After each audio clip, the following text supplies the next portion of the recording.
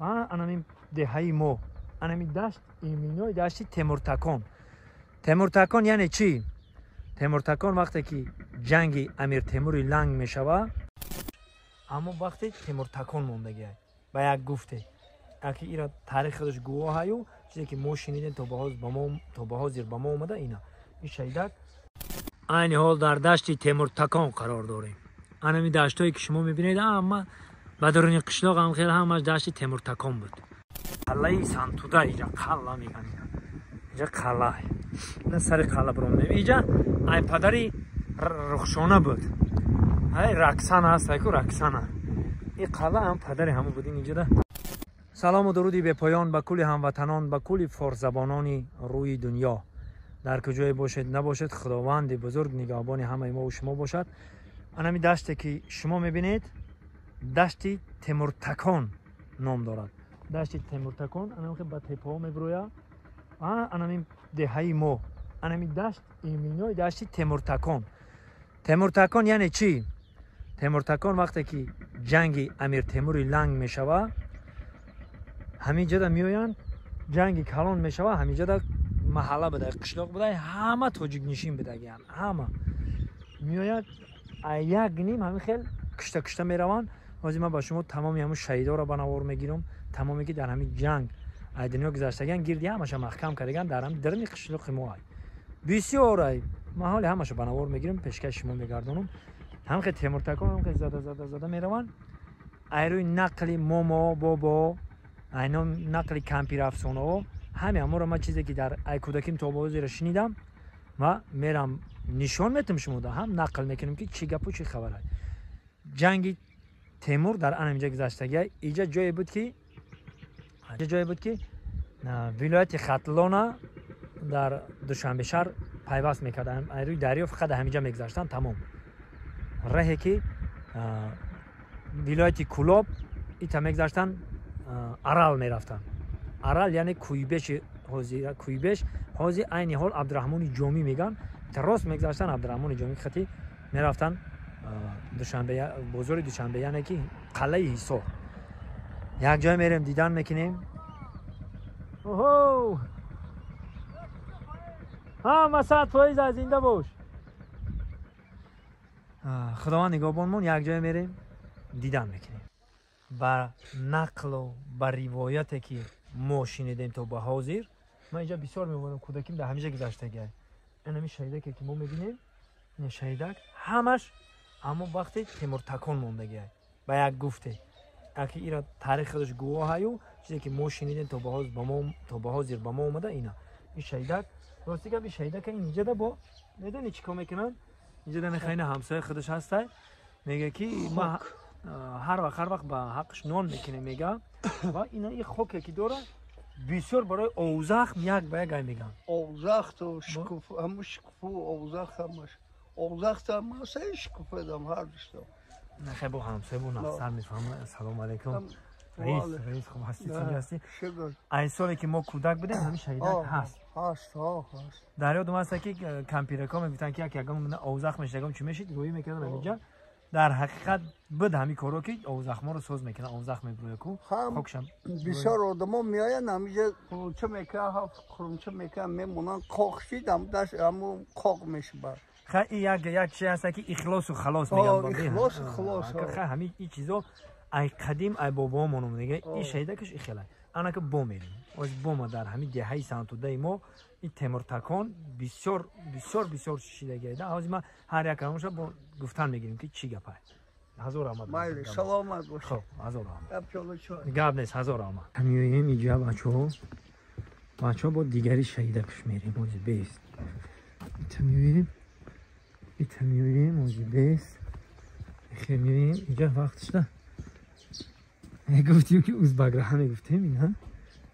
бисмиллаҳи раҳмони раҳим. ассалому алайкум.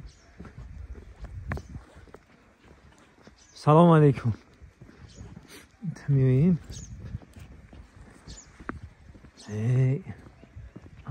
ҷоно ки бошӣ ана шаҳидаки дигаш иҷа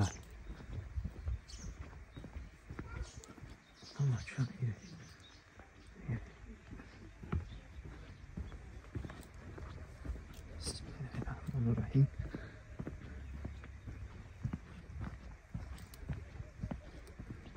نه شیده که دیگه است اینا دیدین اینمی یک شیده دیگه اینمی جان اینمی علف سازه که میبینیم نمگیر بگیرش اینو محکم.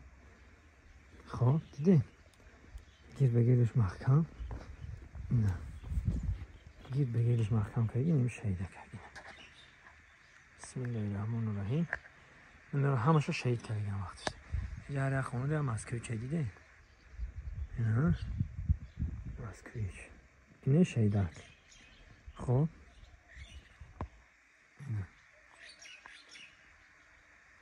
ولی خیلی بسیار ما شما دانشون ما سر قلا میریم. این راستی که بی خونه ناوشیدن پشت خونه رو نگاه کنید قلا رو دیدین.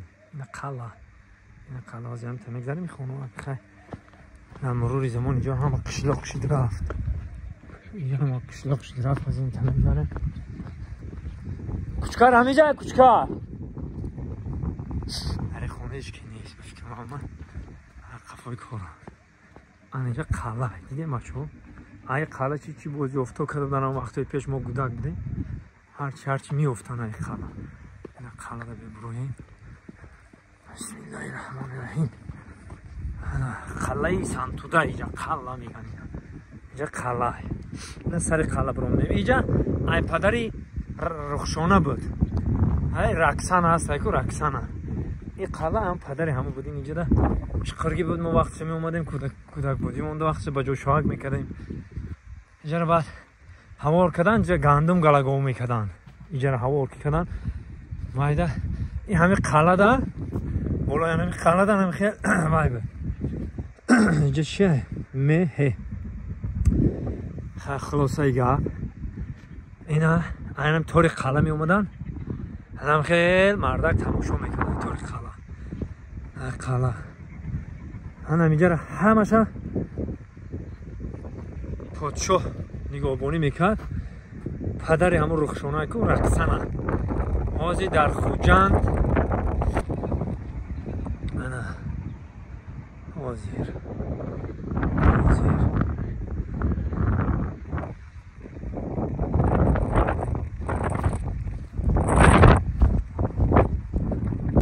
نقل و ایروی شنیدیم ما این اینجا رخشانه رو میگیره بعد میره و خوجند در خوجند رقصانه نوسته گیره بعد مخموندی امشا در اونجا زندگی میکنه خونه پدر اینو رخشانه همینجا دیگه این همینجا گرفته رفته گیره. همین بسیار چیار خیلی که آدمیزو تا این تاریخ چیزی که هست ما هم دیدگی نیستیم فقط ایروی شنید و ایروی نقل و امیر تیمور لنگ همین کارو رو در وقت خلق مومیده تیمور همه توشونه بودن همین قلعه بعد امیر تیمور لنگ زده رفتن بعد اینجا در حکمران اوزبک‌ها میشن در همین دیها بعد تاجیک‌ها انم که دیدن طور انم که ده میروان بعد اینی که دیدن طوری که میروان اونو جلدره میگن اجد اولادی ما اوجا میروه بعد گرد بگیرد همین جای همواره که بود پادشاه نشین بود شهر بود اینجا اساس شما بگم چی رول بازی میکرد که اینجا مقصد نامدار بود. ولایت ختلان کولابی پیشتره را و عرالی پیشتره یک جای میکرد. مقصد بگیم ولایت ختلان با دوشنبه شهر یک جای کردن. ولایت ختلان انمی دریا را عبور کردن انمی راست انمی چیزی دیدین انمی راست یک کپره که لرزانک میگفتیم ما کپره که چویی بود همطوری که ارچای کلان آورده بسته رنگ از طلبه کرده تا سال 2008 بود. همه ایران میدونن که تا سال 2008 که چوبی بود. خلاصه گم اساس جایی که مردم تجارت میکرد که مردم مقصد رفت و آمد میکرد ولایت ختلان حاضره را با دوشنبه حاضره پیوست میکرد که جا همینجا بود. ایده رو همینجا میگذاشتن این حوزی بنارک میگذاریم که یا که تمرین فرغون تپه خطی میگذاریم وقتش یک راه بود همین راه بود تمام دیگر راه نداشتن یک راه از پا خطی میگذاشتن همینجا جای همون جایی که همه تجارت چون بود مقصد حصار بار میبردن اینجا ای بلجوان و ای کولاب و ای فرخار و فرخار هم قلای کلان داره آزی ما شما در نشان میتونیم ایتا میرفتگی خودی ای تخت سنگین و ای همون پویونو همه جمع میشیدن میومدن انا میجا میگذاشتن ایتا بیاون راست دوشنبه میرفتن بازار دوشنبه انا برای همین خیلی همه خیلی نامدار بود برای همین خیلی اینجا همه میدونست سنتو داره همه میدونست هم وقت قدیم انا پدری رخشانه در همینجا هم رقصانه که میگن خیلی بسیار آدم میدونه که در بود عمر بسر با یک جای میریم با ما شهیدایی که شهید کرده گه امیر تیمور تیمور تکان بگیم